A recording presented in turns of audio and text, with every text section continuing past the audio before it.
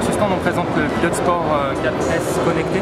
C'est un produit qu'on a développé en partenariat avec 50 consommateurs, tous issus du club Porsche Auvergne. Et c'est des consos qui nous ont expliqué être particulièrement sensibles à des informations de pression et température lorsqu'ils se rendaient sur circuit, sans pour autant avoir nécessairement les moyens de contrôler ces informations.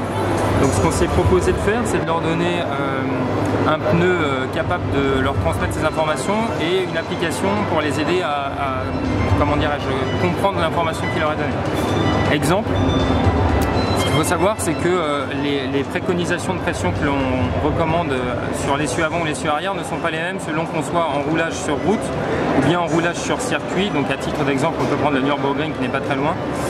Si je suis en condition sèche, par exemple, j'ai des recommandations qui sont entre 2 bars et 2 bars 2 à l'avant et à l'arrière. Si je suis en condition wet, comme vous pouvez le constater, donc piste mouillée, les recommandations de pression ne sont pas exactement les mêmes. Par contre, ça dépend vraiment du véhicule. C'est-à-dire qu'on rentre dans l'application, sa voiture, c'est-à-dire j'ai par exemple une Porsche 911 Turbo.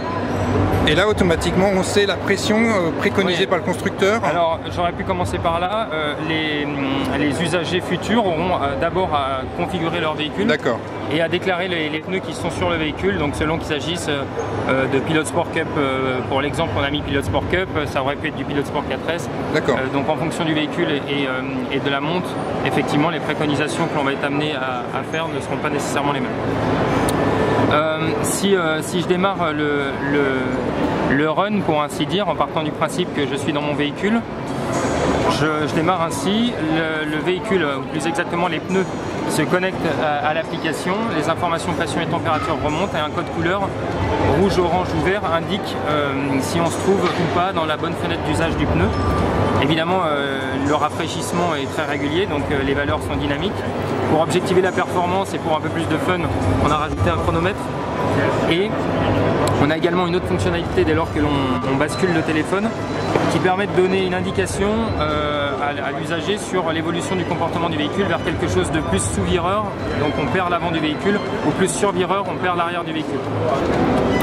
L'ensemble de ces informations est ensuite enregistré et accessible dans un menu historique où, donc pour l'exemple, on a pris Charade, un circuit proche de Michelin, où on peut retrouver donc l'évolution des pressions et températures aux 4 coins du véhicule.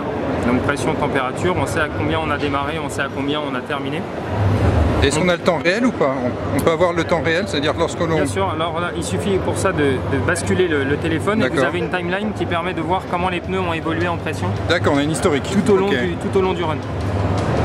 Autre information, les temps autour, avec le meilleur tour qui ressort en surbrillance, et la possibilité pour l'utilisateur, d'une part, d'évaluer la façon dont s'est passé le run, éventuellement préciser certaines de ses sensations, et aussi la possibilité de rejouer ce qui s'est passé sur la piste. Donc avec l'évolution des pressions en bas à gauche, une gémire qui permet de savoir un peu les forces qui ont transité dans le véhicule et donc dans le pilote, d'une certaine façon. La vitesse en temps réel, point par point sur le circuit, en vue éventuellement de pouvoir se comparer par rapport à ses copains de club qui ont fait un moins bon temps ou un meilleur temps pour savoir où on gagne ou où on perd du temps. Et si on veut faire sur un autre circuit, est-ce qu'il y a des maps, des pré-cartographies dans le cadre du salon, pour faire très court et rendre l'usage le plus simple possible, on a chargé un seul circuit. En l'occurrence, c'est celui que je vous montrais tout à l'heure. On sélectionne Nürburgring. Si on venait à rouler sur le Nürburgring, toutes les informations qui seraient enregistrées seraient relatives au circuit du Nürburgring. Mais bien sûr, les 3 petits points ne sont pas anodins. Ça signifie que dans l'application, dans sa version commerciale, bien sûr, il y aura beaucoup plus de circuits proposés. Et ça sera multilangue aussi, parce que là c'est en anglais pour... oui, alors dans un premier temps, on a 2 langages, français et anglais, enfin 2 langues, pardon. Et en fait, c'est lié à la configuration du téléphone. Donc si votre téléphone est en français, c'est en français. Si votre téléphone est en anglais, c'est automatique en fait. Oui, bien sûr. D'accord. Ça switch le langage automatiquement. Une fonction toujours utile et qui permet de ne pas avoir à aller à la station-service, la possibilité d'interroger le véhicule pour savoir à combien sont gonflés les pneus à l'arrêt dans le garage. D'accord. Et puis la possibilité pour les usagers de partager leur opinion sur l'application et éventuellement même de nous donner des conseils ou des idées d'évolution qui permettent donc d'enrichir l'offre. Mais ça, par contre, l'information qui est, l'opinion qui est donnée par l'utilisateur, il n'y a que Michelin qui accède ou il y a les autres utilisateurs qui peuvent y accéder? Alors aujourd'hui, c'est pensé qui pourront y accéder plutôt. Oui, alors aujourd'hui, c'est pensé pour être une façon de communiquer avec Michelin et pour donc customiser, je dirais, l'application de telle façon à ce qu'elle corresponde le mieux possible aux attentes de ses consommateurs et de ses usagers. Ok. Voilà. Et donc, actuellement, vous êtes en phase de test avec ça? Comment ça se passe? Oui, exactement. On a 50 consommateurs qui ont l'opportunité de tester et de nous aider à développer la solution et qui nous ont permis déjà de customiser pas mal des fonctionnalités de cette application.